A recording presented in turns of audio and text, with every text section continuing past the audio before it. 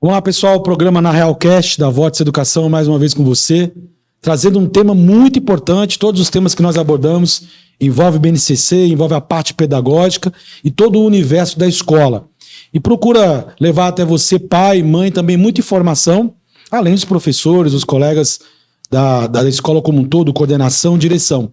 E nessa ideia de trazer temas variados, nós já abordamos aqui, estamos em todas as redes possíveis, inclusive o YouTube, tá? Então todas as plataformas aí você pode acompanhar o Na Realcast. Já abordamos a questão de letramento, alfabetização no infantil, falamos de marketing educacional e hoje a gente vai abordar a importância dos programas de saúde no contexto escolar, especialmente falando de dois autores desse livro aqui, muito importante na realidade, vai ser colocado para vocês depois aí a capazinha do livro, porque hoje não é mais uma opção as escolas terem um setor e os professores trabalharem esses temas com os alunos de qualquer idade.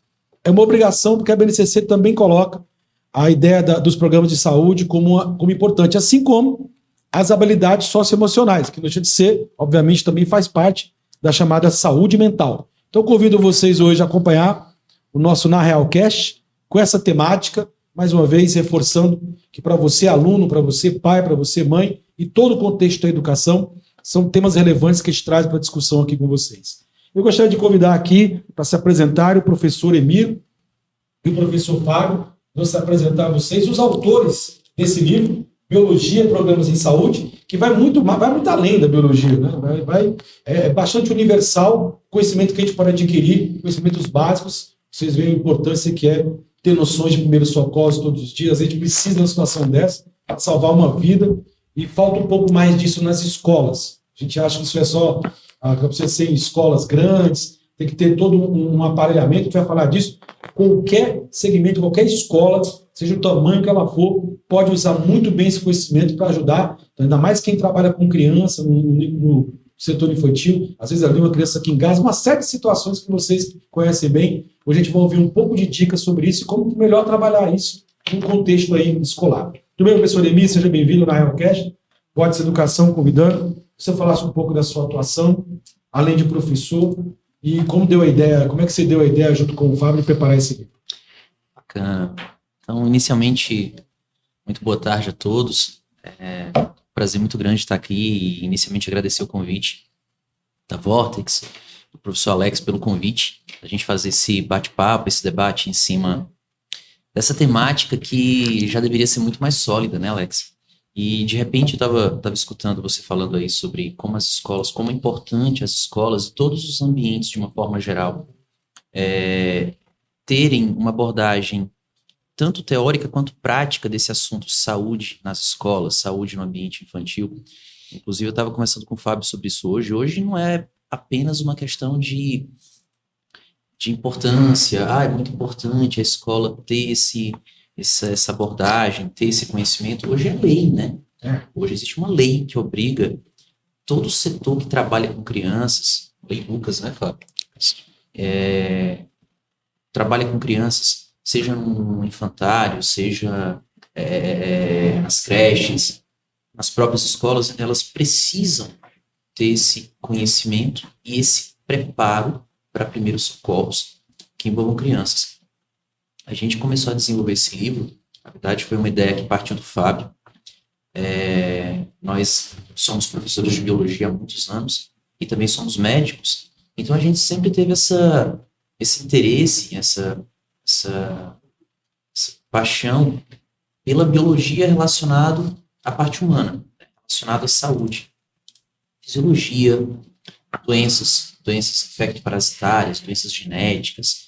Então a gente sempre gostou muito de trabalhar essa área pela nossa formação. E o Fábio teve essa ideia. A gente fez um estudo, obviamente um estudo de mercado para entender como que esse conteúdo estava sendo trabalhado. E o último livro que a gente conhecia, que abordava programas de saúde, era ainda da década de 80. Meu Deus. O professor José Luiz Soares, não sei se tu lembra, muito tempo. Esse livro, 89, se eu não me engano, esse livro, e não existe outro.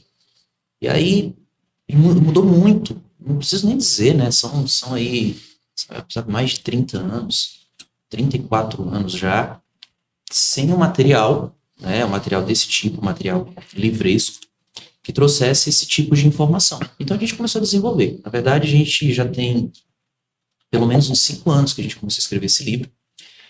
Um pouquinho antes, a gente estava pensando em fazer o lançamento dele em 2019 e veio a pandemia. E aí a gente teve que parar porque a pandemia, a Covid, virou um capítulo à parte. A gente teve que adicionar isso também. E aí fizemos o lançamento dele ano passado, tentando focar nessas duas vertentes. Primeiro, informação, que sirva para toda e qualquer pessoa a respeito da base da saúde, das doenças básicas, daquelas que a gente convive no cotidiano. Quais são as informações fundamentais que qualquer pessoa necessite ter para exercer bem sua cidadania, poder proteger, poder cuidar bem de você e das pessoas próximas a ela, as pessoas da família, os amigos, etc.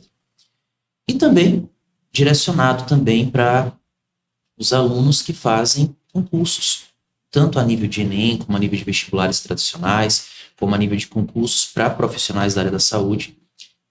A gente fez um livro também voltado para esse público.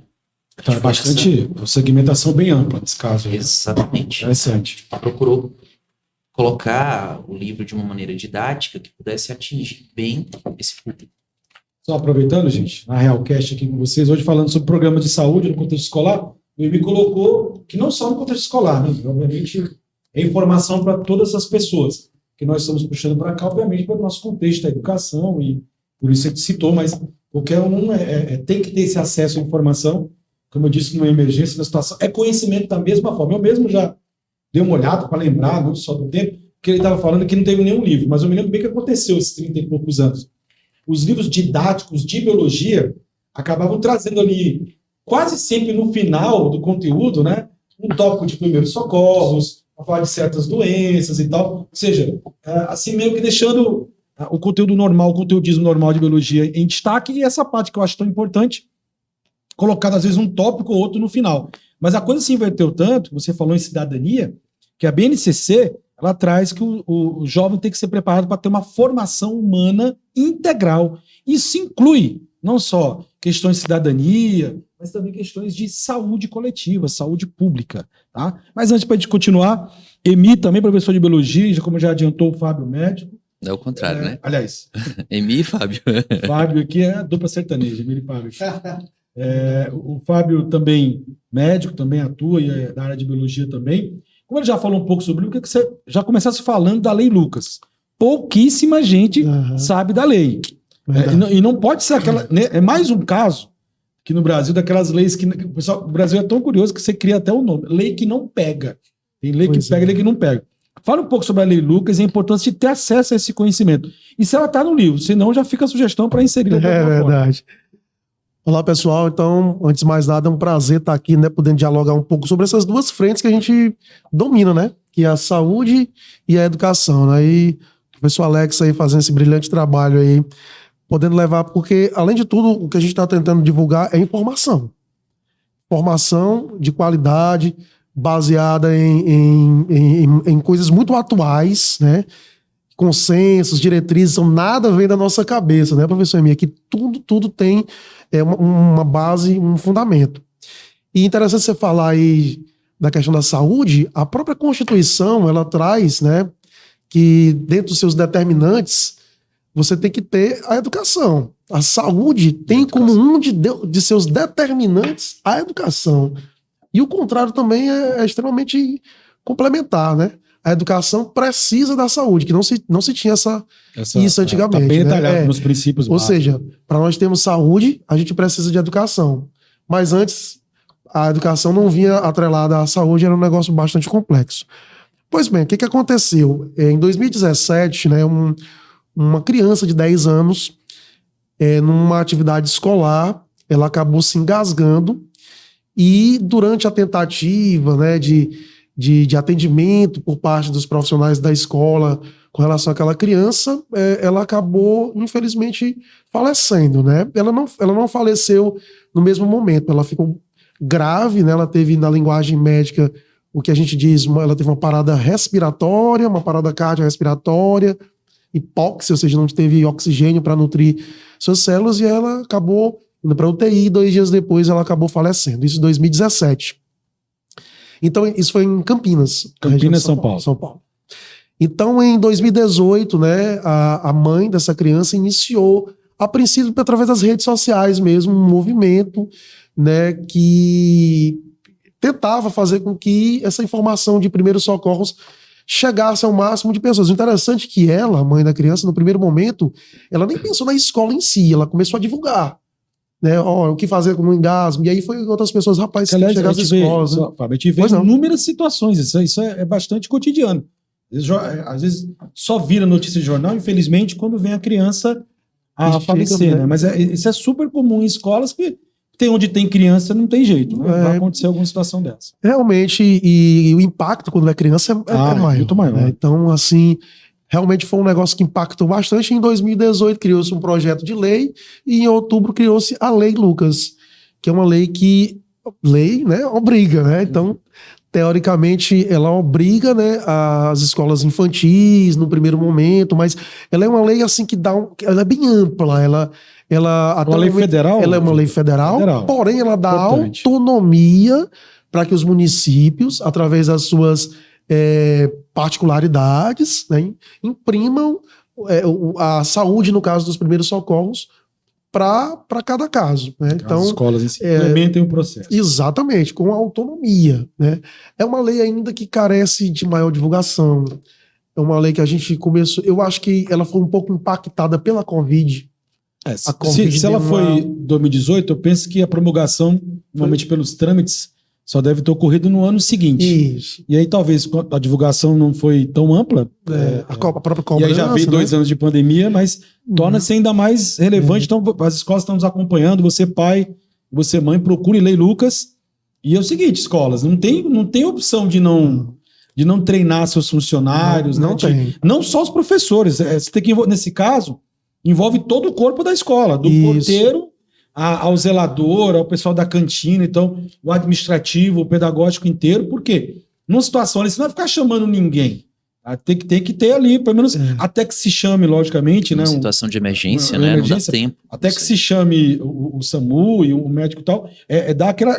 Por isso que o nome primeiro em socorro, para tentar, de alguma forma, ajudar. Né? Então, e os primeiros socorros, eles são atitudes que as pessoas tomam antes da chegada de algo mais avançado, do especialista. Né? E às vezes você só tem as mãos e um telefone para agir. Até isso, essa lei ela é importante, porque ela estimula que com coisas simples você pode estar salvando uma vida, né? E vai começar a fiscalização, hein? Então, olha, as escolas, eu já estava lendo um pouco sobre isso também, porque ainda está, acho que, processo de... Eles dão sempre um tempo, né, para que as escolas se adaptem. Porque eu falo, mesmo se a lei de 2018 promulgou em 2019, eles dão um prazo para que os municípios se preparem, logicamente vão atrás de cursos, né? E detalhe, isso não pense que porque falamos em município, que isso só vai abranger o setor público, tá? Não. O setor privado também, são Exatamente. todas as escolas. Então, as escolas têm que preparar. Eu já até, a gente, como editor, a gente tem contato com as escolas, algumas já fizeram esse treinamento e todo ano tem que fazer, né, obviamente, tal. E já convido, inclusive, Fábio e Emir, para que nós pensemos aqui pela Vortex, se é possível fazer alguma coisa online. Sim, básico, com né? certeza. Então, vocês, escolas parceiras, a gente vai preparar isso, tá? O básico do básico de algumas situações típicas, como um engasgo, queimadura, choque elétrico, uma queda.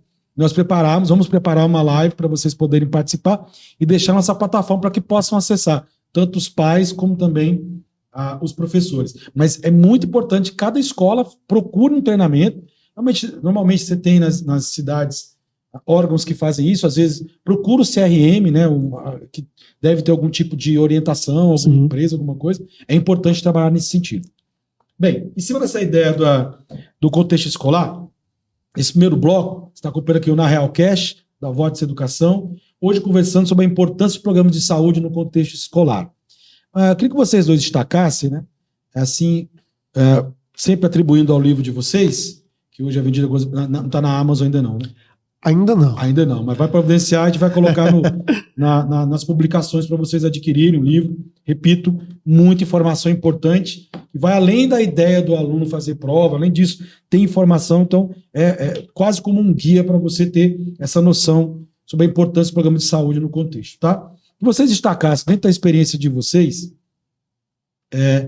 Como é que uma escola, pensa numa escola de todos os esportes e segmentos, qual seria, no caso, Emílio, o básico, assim, o que eu preciso, além de dar esse treinamento de primeiros socorros? Dentro de uma escola, por exemplo, não tem como ter, por exemplo, um desfibrador numa escola. É meio difícil. Né? Deveria, talvez, sei lá, você não querer usar. Não, Então, na verdade deveria. Deveria, né? Olha como é incrível. Quando você vai para os países desenvolvidos, vamos colocar aqui, vamos pegar os Estados Unidos. Lá também é regulamentado, é lei, que uma empresa que tem uma quantidade X mínima de funcionários, ela tenha um DEA, né? Ela tenha um desfibrilador.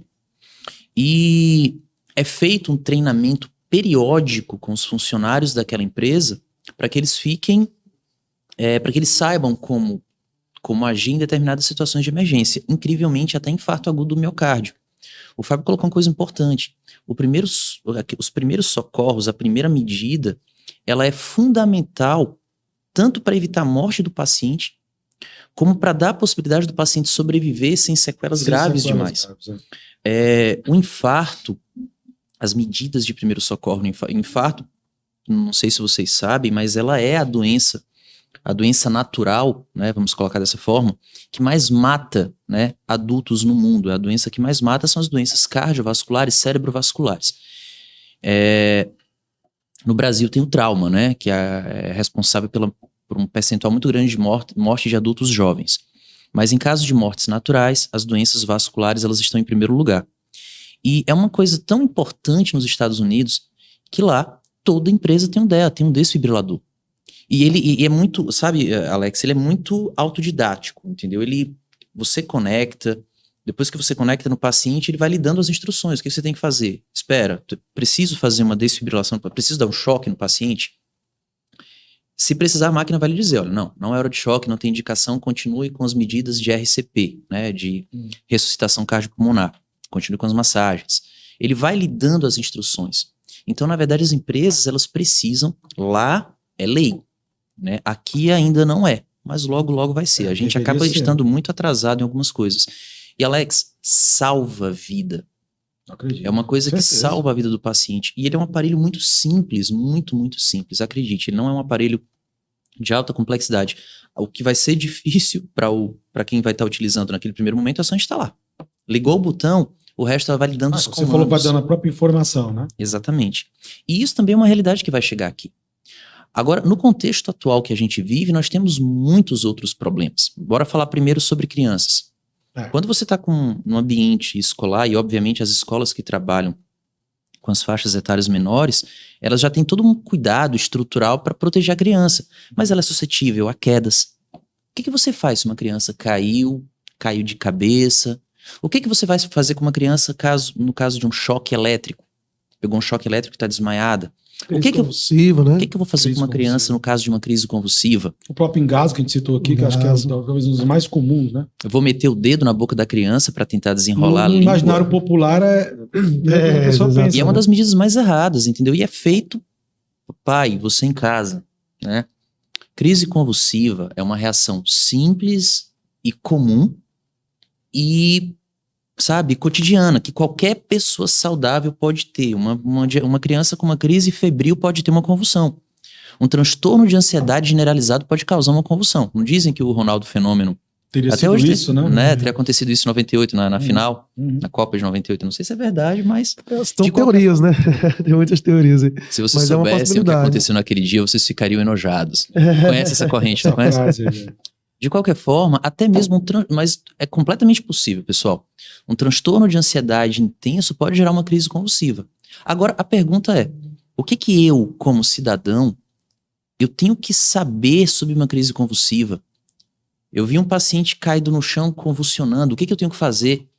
Fazer uma roda, ficar olhando dizendo que ele está sendo possuído por um demônio? Acreditem, ainda acontece isso, ainda acontece, pleno século XXI. Ou então eu tenho que segurá-lo para ele não ficar se batendo? Ou será que eu devo de repente meter o dedo na boca dele para desenrolar a língua? São coisas que não existem, mas que as pessoas não sabem. E as coisas básicas mais importantes de se fazer uma crise convulsiva, o pessoal não sabe fazer. Então, já até aproveitando para fazer um pouco de publicidade para o livro, a gente tentou colocar nos capítulos, à medida que a gente ia falando a respeito das doenças, a gente colocou um tópico. e o que fazer. Então, de repente, eu tenho... vou abrir aqui, sabe, eu tô aqui, você tá procurando aqui. Vai, escolha. Você falou do... Tem a parte de da crise convulsão no convulsiva. capítulo 2. Tá no capítulo 2, é convulsão 20. Pois pronto, eu vou abrir aqui na página. É bom para os pais e mães também escutarem. Quero que você continue. Né? O que Pronto. que eu faço? Né? Então, olha Na crise só. convulsiva. Eu não A vou gente- ficar olhando. Perfeito. O que você tem... Bacana, tem a imagem aqui, pessoal. Ó, mostrei também. Ó. Pronto, tá Tá? aqui também. Tá bem ilustrativo também. Acho que o mais importante não é só falar, não é o verbal. O não verbal ajuda muito. E tem o passo a passo aí também, numerado, né? A gente... Tá aqui. O que fazer, né, é o nome do tópico. Então, em todos os capítulos a gente toma esse cuidado, para que o livro não ficasse só naquela coisa focada, para concurseiros, é para vestibular. Não, não é só isso. Ele é um livro informacional, ele é um livro instrutivo. Essa etapa do que fazer vai orientar. Não é um livro voltado para profissionais da área da saúde, não é isso. É um livro voltado para todo cidadão. Você teve seu filho convulsionando, o que você pode fazer naquela situação? E alguns cuidados básicos, como tentar colocar a criança de lado, com a cabeça de lado, para evitar broncoaspiração, isso sim é muito importante. Deitar o paciente num ambiente confortável para evitar que ele se machuque mais, porque muitas vezes numa crise tônico-clônica, né, ele pode estar se batendo numa frequência, numa intensidade tão grande que pode se machucar bastante. Cronometrar o tempo de convulsão, fazer uma chamada de emergência, entendeu? Para o SAMU, que no caso é o nosso órgão de emergência. Ali você já vai começar a ter orientações imediatas. Então, algumas medidas que são fundamentais, básicas, que você não precisa ser médico, enfermeiro, fisioterapeuta, farmacêutico para saber. Coisas que todo mundo tem que saber. Informações que você precisa para exercer de uma maneira plena a cidadania. E é interessante que poucas pessoas sabem que a maioria das crises convulsivas, elas duram menos de 5 minutos e só vão ser uma vez na vida. Que coisa. A pessoa nunca mais vai ter. Só que o que impacta... Mas não aquela quer dizer pessoa que nunca teve, vá ter uma. Não, exatamente. Mas assim, 80%, 90% das crises convulsivas, elas são únicas e duram menos de 5 minutos. Seguindo essa linha de raciocínio que o Emir começou, da crise convulsiva, nós falamos aqui no Engasgo, eu creio que a gente tem uma grande parte de nossas escolas com crianças.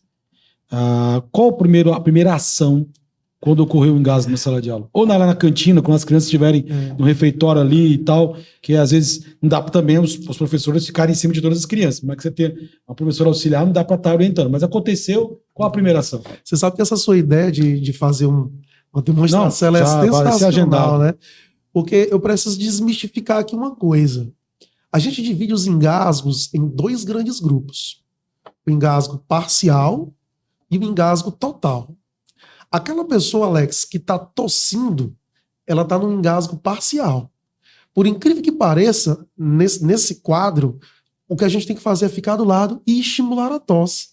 Porque não existe nenhum estímulo maior para expulsar o objeto do que a própria tosse.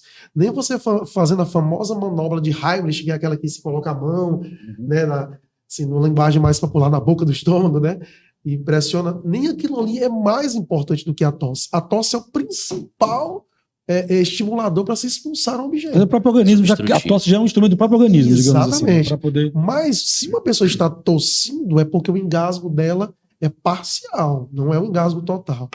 Aí o engasgo, se a pessoa evolui para um engasgo total, que é aquela em que ela não tosse mais, que ela está começando a ficar vermelha, e de vermelha já passa a querer ficar azul, né, que é cianótica, aí é que a gente entra com as manobras corretas, né, que oportunamente a gente pode... Sim, vamos visualizar, né? Mas deixa eu te dar uma dica aqui interessante, que eu trabalho também numa empresa que ministra cursos, né?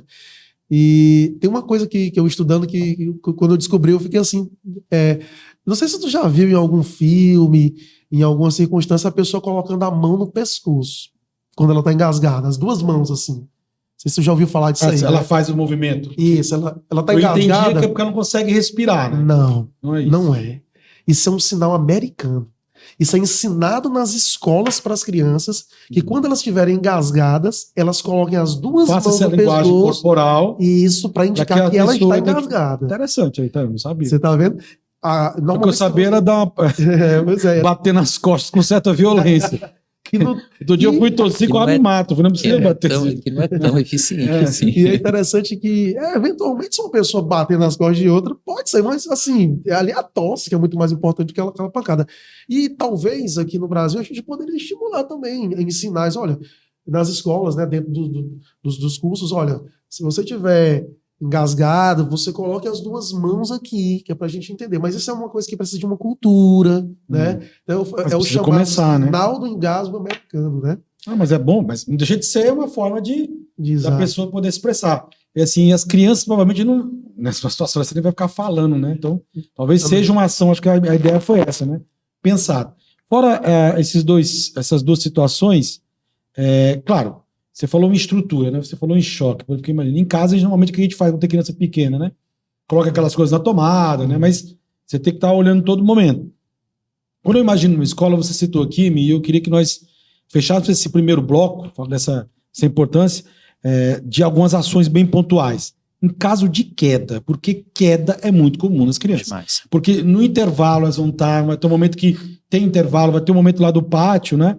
E como eu falo, não tem como a professora ou o professor tá todo mundo em cima toda hora. É E são inevitável. muitas crianças, né? Criança caindo. Qual a inevitável. ação, assim, de uma queda e os diferentes tipos de quedas? Assim, claro que vai ter aquelas que a gente vai, às vezes vai se pressionar até mais porque tem sangue, Uhum. às vezes não quer dizer que seja mais grave na situação. Que tipo de ação pode ser feita para ajudar nesse caso? Quando a gente fala em traumas, de uma forma geral, a gente tem um ABCD básico para poder seguir no passo a passo. Obviamente, uma criança caiu. Você vai ter que levar em conta uma série de fatores para poder determinar a sequência, né, de ações que vão ter que ser adotadas. Então, inicialmente, avaliar como foi a queda. Avaliar o ambiente de queda. E avaliar as regiões do corpo que ficaram traumatizadas. Eu posso ter uma criança que caiu e o trauma foi todo no braço dela, com risco de fratura. Uhum. Aí a gente vai ter algumas medidas relativas a isso.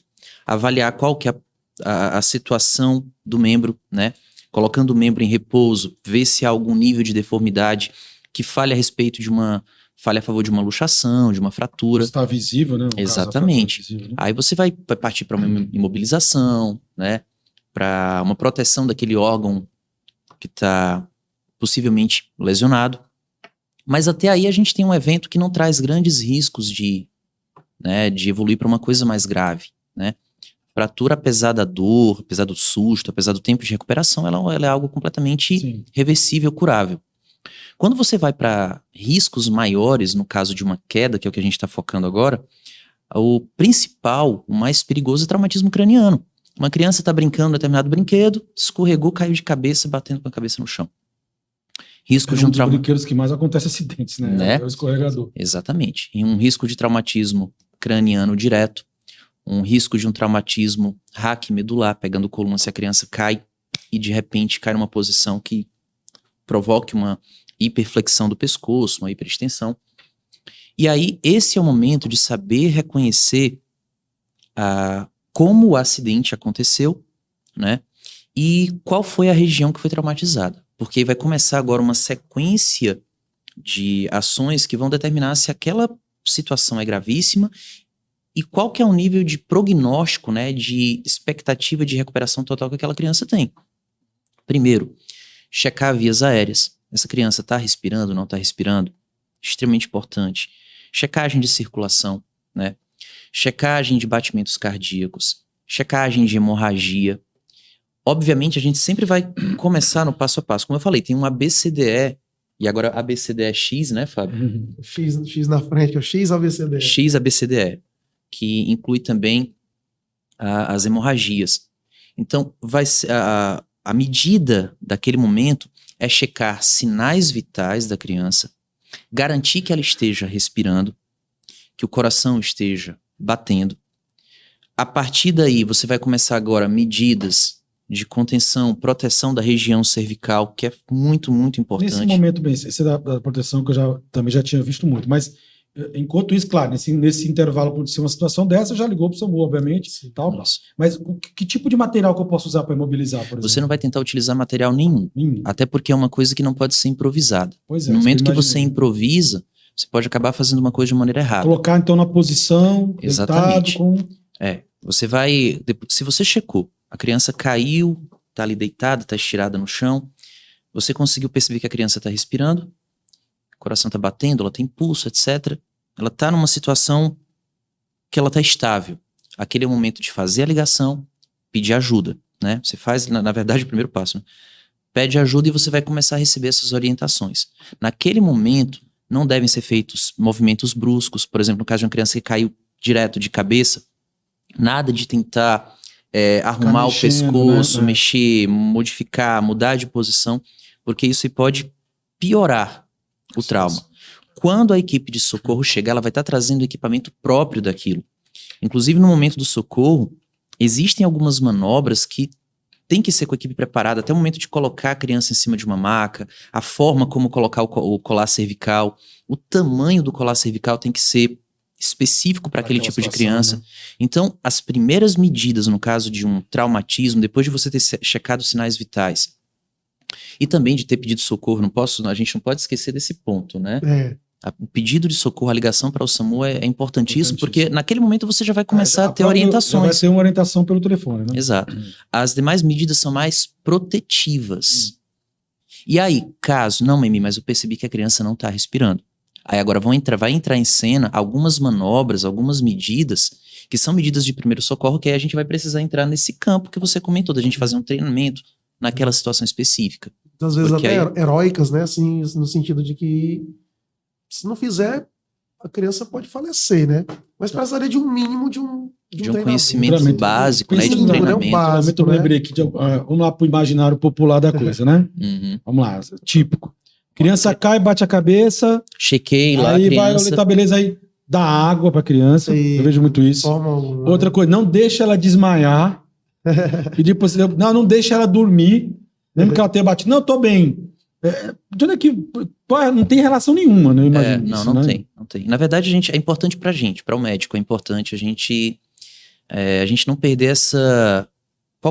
não deixar o paciente dormir. Por que isso? Porque nós médicos, quando a gente receber o paciente, se esse paciente ele tá inconsciente, a gente vai perder parâmetros de avaliação. Entendeu? Mas não vai haver uma interferência direta no curso da doença. Não é isso. Não tem nada a ver essa questão de dormir. É porque se você deixa dormir, a gente não vai estar sabendo se ela vai estar dormindo ou se ela piorou. Entendeu? É um parâmetro que ela vai dormindo, está trazendo o diagnóstico nesse caso. Ela está dormindo ou ela está piorando, né? Criando, tá entrando no estado de coma, né? E isso me permite que só essa questão da água, a gente não se deve oferecer nada, porque dependendo do trauma, às vezes a pessoa ela pode... Numa linguagem médica, a gente chama de broncoaspirar. O que é isso? Cair água e tudo nas vias aéreas, porque ela, às vezes não tem o controle da situação que vai estar, né? De engolir, de tudo. Pode piorar uma situação, no caso. Demais, né? Com certeza. Né? Bom, gente, na Realcast, hoje falando sobre programas de saúde no contexto escolar, esse primeiro bloco, abordamos algumas situações típicas, né, das escolas, queda, engasgo, e já estamos amarrando com os dois colegas aqui a possibilidade de uma live para levar até vocês as escolas parceiras, para você pai, para você mãe, ter mais informações e poder, numa situação que ninguém deseja, obviamente, mas numa situação de emergência, saber pelo menos o básico a fim de colaborar aí para a saúde das crianças, tá bom? Beleza?